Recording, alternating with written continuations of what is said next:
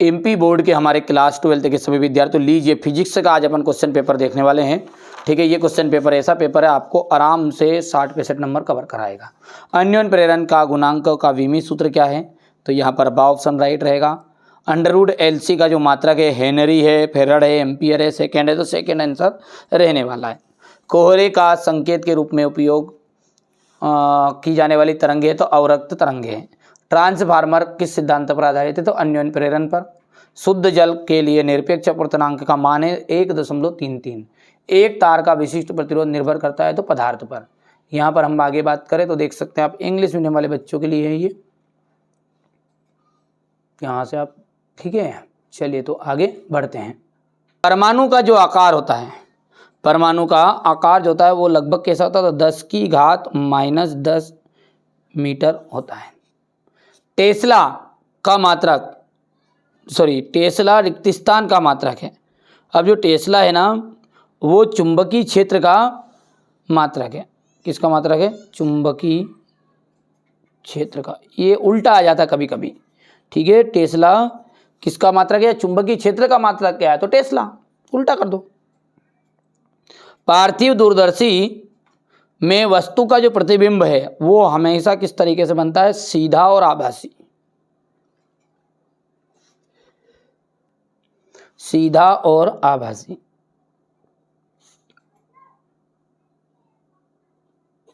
हो गया, सीधा और आभासी। पार्थिव दूरदर्शी हो गया। विद्युत चुंबकीय तरंगे, विद्युत चुंबकीय जो तरंगे होती है वो कैसी होती है? अनुप्रस्थ तरंगे होती है।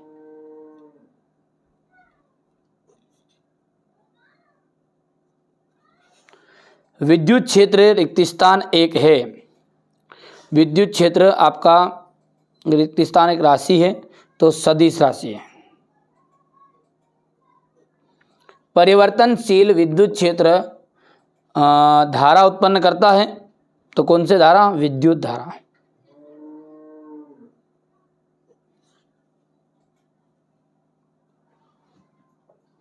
अब है आपका क्वेश्चन नंबर 2, यहां से आप देख सकते हैं। अब है सत्य और असत्य। परमाणु एक धनात्मक कण होता है, ठीक है। परमाणु एक धनात्मक कण होता है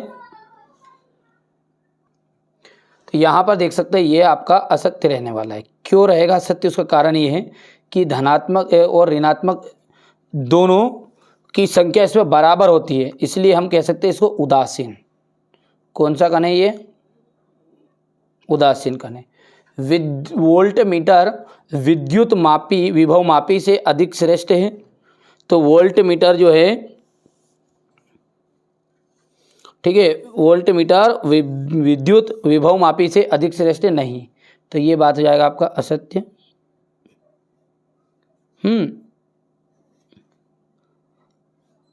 ठीक है भैया। और वोल्ट मीटर जो होता है ना, इसका थोड़ा सा मैं एक्सप्लेन कर देता हूँ कि विभव मापी क्या है? एक आदर्श वोल्ट मीटर है के रूप में कार्य करता है, ठीक है। और यहाँ परिपथ में धारा नहीं लेता, जबकि वोल्ट मीटर परिपथ में धारा लेता है, यानी विभव मापी नहीं लेता और ये लेता, तो इसलिए विभव मापी है श्रेष्ठ।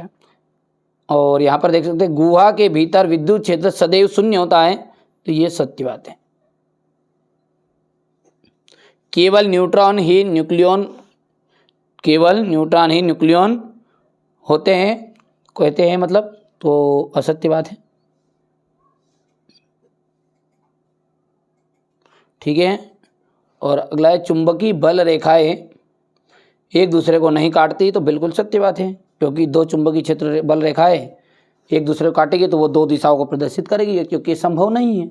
तो ट्रू फॉल्स के अंतर्गत अपन बात करते हैं तो यहाँ पर आपका पहला जो है वो फॉल्स रहेगा, दूसरा भी, तीसरा आपका ट्रू रहेगा, चौथा आपका फॉल्स रहने वाला है और पांचवा आपका ट्रू रहेगा। अब है सही जोड़ी। लॉरेंज बल जो होता है वो आ जाएगा QBV sin थीटा। विद्युत चुंबकीय तरंगे आ जाएगी मैक्सवेल। पराबैंगनी किरणें का जाएगा, ठीक है। यहाँ पर पराबैंगनी किरणें कहा जाएगा कीटनाशक। किरचॉफ का द्वितीय नियम ऊर्जा संरक्षण। और यहाँ पर प्रेरित धारा की दिशा लेंज का नियम बोल सकते हो आप। और आमीटर धारा को मापने वाला यंत्र। ठीक है भैया।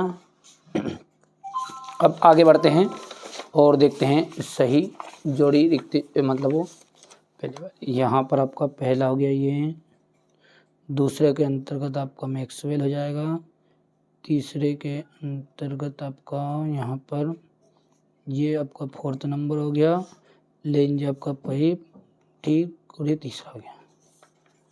कर लोगे। अब है एक वाक्य में उत्तर। एक वाक्य में उत्तर देखते हैं भैया ध्यान से, क्या कह रहा है पहला, एक प्रतिरोधकी परिपथ के लिए शक्ति गुणांक का मात्रक गुणांक का मान होता है तो 1 होता है। लेंस को किसी द्रव में डूबने पर इसकी फोकस दूरी पर क्या प्रभाव पड़ेगा? तो इसकी फोकस दूरी बढ़ जाती है। क्या हो जाती है? बढ़ जाती, इंक्रीज हो जाती है। अनुगमन वेग पर ताप का क्या प्रभाव पड़ता है? अनुगमन वेग पर आपका जो प्रभाव रहेगा वो कैसा रहेगा? तो ये तापमान का प्रभाव यदि हम बात करें ताप पर तो इसमें घटता है, घट जाता है, घट जाता है। लेंज का नियम किस सिद्धांत पर आधारित है? तो ऊर्जा के संरक्षण पर। ये तो बहुत इंपॉर्टेंट है लेंज वाला है ना, ऊर्जा संरक्षण के सिद्धांत पर।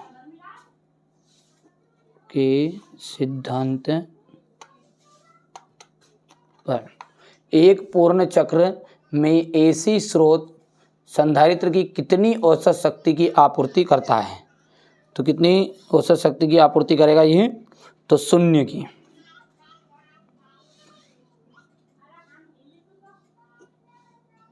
शून्य औसत शक्ति ही करता है। अब यहाँ पर आप देख सकते हैं क्वेश्चन नंबर 6 को देख सकते हैं। विद्युत फ्लक्स को परिभाषित करना है। अनुगमन वेग की परिभाषा लिखिए। विद्युत धारा और अनुगमन वेग में आपको संबंध स्थापित करना है। 2 नंबर का क्वेश्चन है ये ऐसे क्वेश्चन है कि जो आपके हाफ ईयरली में तो काम के है ही सही, लेकिन भाई साहब एनुअल एग्जाम के लिए मोस्ट इंपॉर्टेंट क्वेश्चन। और मैं आपको टॉप 100 क्वेश्चन दूंगा।